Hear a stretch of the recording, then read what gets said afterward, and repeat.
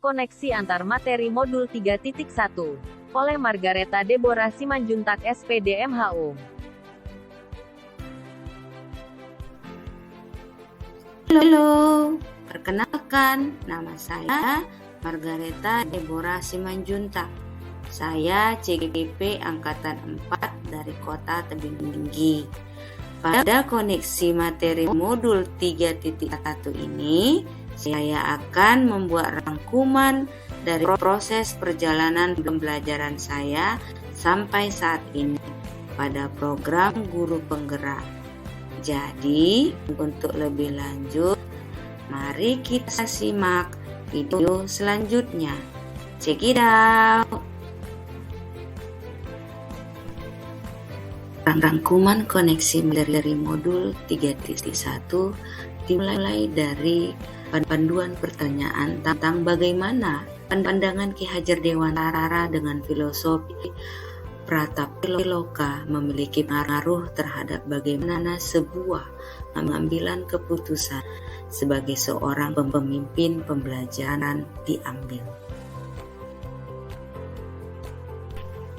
Pengaruh Prataptiloka terhadap pengambilan keputusan itu sebaiknya ketika seorang guru sebagai pemimpin pembelajaran mau mengambil sebuah keputusannya itu baik-baiknya berdasarkan Prataptiloka, di mana Prataptiloka itu yang pertama adalah Ingarso Sungtorodo. Hendaknya keputusan yang diambil seorang guru itu akan menjadi contoh ataupun teladan bagi muridnya. Yang kedua, Madya Mangunkarso, keputusan yang diambil nantinya itu haruslah memberi semangat bagi muridnya. Dan yang ketiga adalah Wuri Handayani. Ketika mengambil keputusan, guru itu harus memikirkan apakah keputusan ini akan mendukung murid itu baik fisik maupun moralnya. Bagaimana nilai-nilai yang tertanam dalam diri kita, berpengaruh kepada prinsip-prinsip yang kita ambil dalam pengambilan suatu keputusan.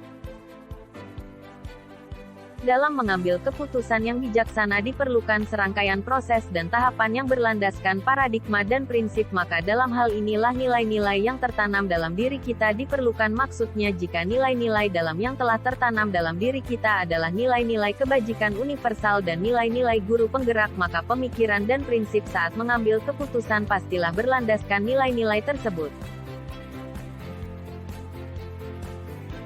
Bagaimana kegiatan terbimbing yang kita lakukan pada materi pengambilan keputusan berkaitan dengan kegiatan coaching?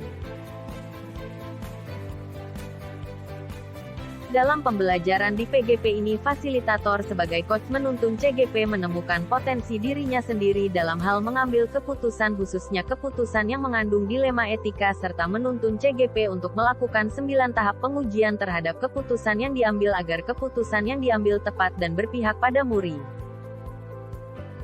Guru dalam mengelola dan menyadari aspek sosial emosionalnya akan berpengaruh terhadap pengambilan keputusan.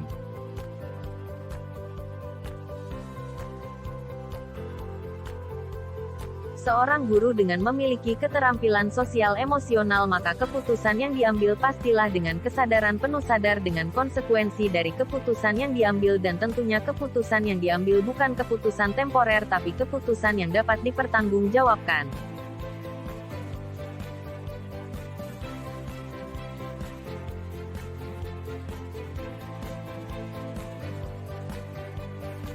Bagaimana pembahasan studi kasus yang fokus pada masalah moral atau etika kembali kepada nilai-nilai yang dianut seorang pendidik? Nilai-nilai kebajikan universal yang dianut seorang guru merupakan tolak ukur guru tersebut mengambil sebuah keputusan, dan nilai-nilai itu pula membantu guru tersebut membedakan kasus tersebut sebuah bujukan moral atau dilema etika. Ketika hal tersebut adalah bujukan moral, maka jika nilai-nilai yang dianutnya adalah nilai positif, maka guru tersebut dapat mengambil keputusan yang benar. Begitu juga dengan kasus dilema etika, dengan nilai-nilai tersebut dapat mengambil keputusan yang paling tepat sesuai dengan prinsip dan paradigma dilema etika. Di mana pengambilan keputusan yang tepat, tentunya berdampak pada terciptanya lingkungan yang positif, kondusif, aman dan nyaman.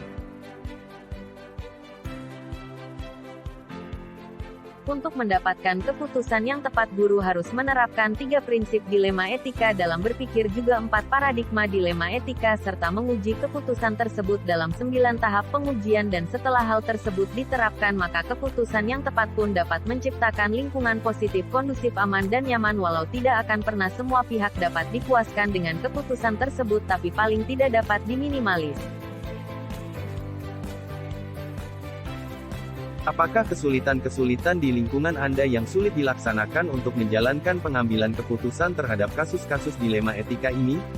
Apakah ini kembali ke masa Kesulitan yang pertama maksudnya adanya sistem yang kadangkala memaksakan guru melakukan hal yang kurang tepat, bahkan salah dan tidak berpihak pada murid. Lalu yang kedua yaitu dalam menjalankan keputusan, tentu saja ada pihak yang konsisten, ada yang tidak dalam menjalankannya. Kemudian yang ketiga, terkadang keputusan yang diambil tidak dimusyawarahkan dengan guru sehingga proses pembelajaran kadang tidak berjalan dengan baik. Apakah pengaruh pengambilan keputusan yang kita ambil ini dengan pengajaran yang memerdekakan murid-murid kita?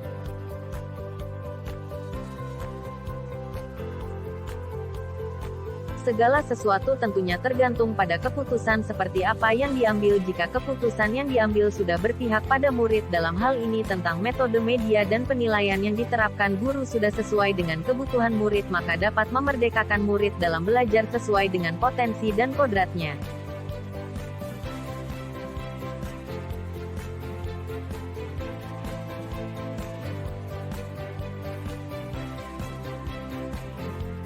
Bagaimana seorang pemimpin pembelajaran dalam mengambil keputusan dapat mempengaruhi kehidupan atau masa depan murid-muridnya?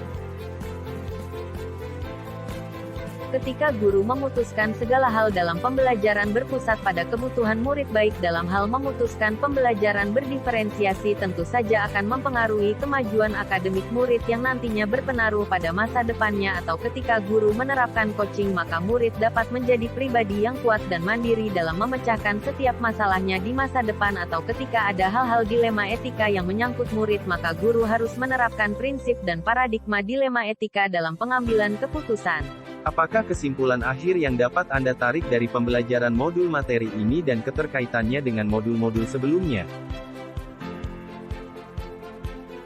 Kesimpulannya yaitu seorang pemimpin pembelajaran ketika mengambil haruslah berdasarkan filosofi Pratap Triloka Ki Hajar Dewantara, yaitu keputusan yang berpihak dan sesuai dengan kodrat anak. Kemudian landaskan juga nilai-nilai kebajikan dan nilai-nilai guru penggerak dalam keputusan tersebut agar keputusan tersebut merupakan keputusan yang baik dan bijaksana, serta budayakan coaching dalam menuntun anak memecahkan dan mengambil keputusan agar anak mengetahui bahwa dirinya memiliki potensi yang hebat untuk mencari solusi hidupnya. Keterampilan sosial emosional pun turut andil dalam pengambilan keputusan supaya keputusan tersebut diambil dengan kesadaran penuh atau mindfulness. Ketika muncul keraguan atau dilema dalam memecahkan kasus, maka terapkan pula 3 prinsip dan 4 paradigma dilema etika, serta lakukan 9 tahap pengujian pengambilan keputusan. Dan ketika hal-hal tersebut diterapkan, kemungkinan besar keputusan yang diambil adalah keputusan yang paling tepat dan bijaksana.